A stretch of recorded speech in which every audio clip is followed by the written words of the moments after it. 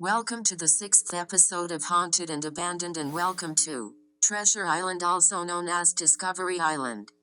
In early 1900s, the island was known as Raz Island, after the family that lived on the island. In late 1930, Delmer radio Nick Nicholson, who renamed it Idle Bay Isle, purchased it for $800 with his wife, and they lived there for 20 years with their pet crane. The island was later sold and renamed Riles Island and used a hunting retreat. Disney bought the island in 1965 as part of its strategic property acquisitions before building the Walt Disney World Resort. When Disney bought the island, it was renamed Blackboard's Island but remained undeveloped until 1974.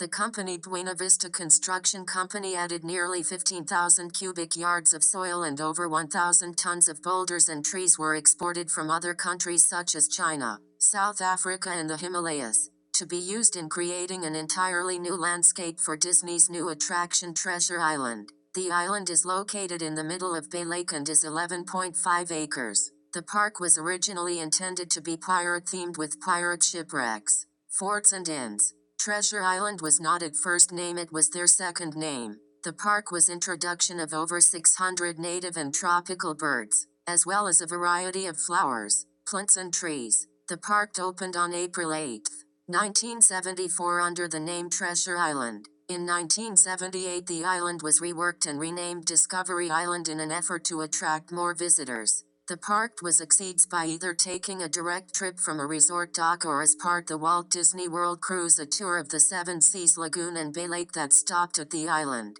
In September 1989, the Orange, Osceola State Attorney and an IS attorney in Orlando filed 16 charges against Cook and 4 other Discovery Island employees, with a large number of allegations included the mishandling of vultures and other wild birds, the destruction of ibis and egret nests, and the shooting of hawks and falcons. It was a 2-month investigation, but Disney settled by paying $95,000 to avoid going to court. In 1981, Disney's conservation efforts were recognized when it was made an accredited zoological park by the American Association of Zoological Parks and Aquariums. Discovery Island closed in 1999 due to lack of popularity. The park was open for almost 25 years. On April 4, 1999 was its last day to the public, but the park continued to operate until July 9, 1999. After the park closed, most animals were relocated to Disney's Animal Kingdom,